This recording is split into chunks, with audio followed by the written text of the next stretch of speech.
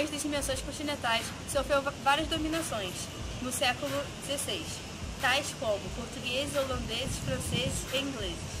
Ela foi uma das mais importantes colônias da Inglaterra do ponto de vista econômico. A revolta dos cipaios, em 1858, colocou a Índia na esfera do domínio britânico, que culminou com a sagração da Rainha Vitória como imperatriz dos indianos. A dominação da Índia não foi uma tarefa difícil, pois a ausência de um governo centralizado, a diversidade de religiões e a existência de uma sociedade de castas facilitaram a penetração inglesa. No decorrer dos anos, as classes indígenas atingiram pelo processo educacional começaram a contestar o domínio inglês, fazendo surgir um amplo sentimento nacionalista.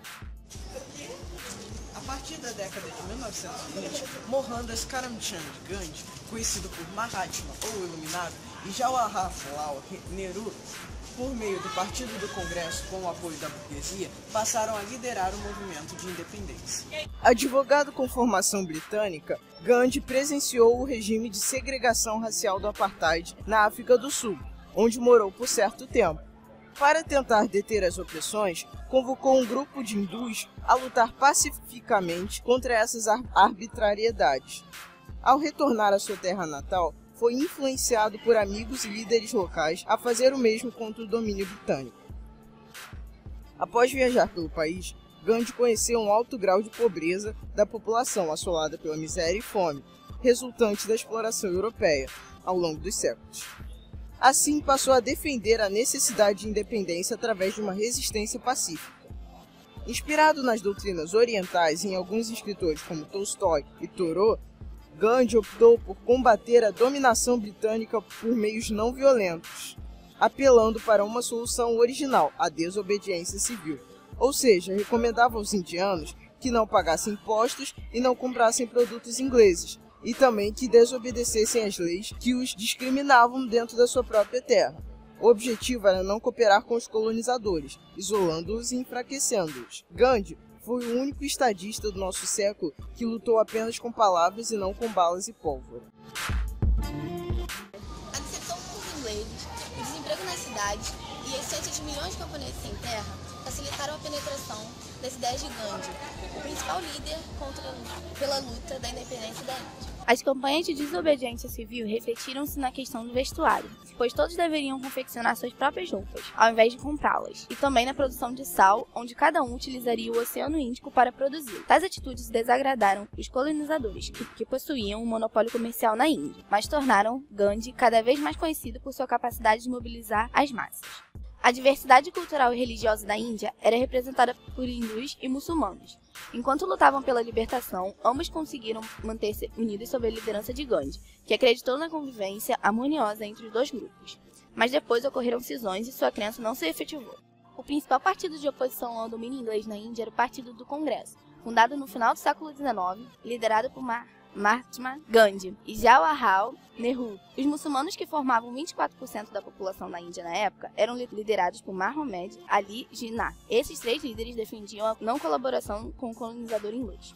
O enfraquecimento do poder econômico e militar da Inglaterra após a Segunda Guerra Mundial, aliado ao crescimento dos movimentos nacionalistas que pediam a libertação indiana, retirou as condições da Inglaterra para continuar a dominação da Índia. Agravou-se também o conflito entre hindus e muçulmanos, que propunha a formação de um Estado único na Índia. A Liga Muçulmana, por sua vez, fundada em 1906, aceitou assinar um acordo, o Tratado de Lucknow, de 1916, com o Partido do Congresso Indiano, fundado em 1885, para somar esforços a fim de obter a independência. O tratado pavimentou o caminho para que, em 1920, o movimento do Califado dos Muçulmanos se unisse ao movimento de não cooperação de Gandhi.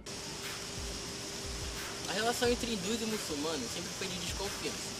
Com a aproximação da independência, os muçulmanos começaram a temer pelo seu destino em uma Índia onde eles eram a minoria e os hindus eram a maioria.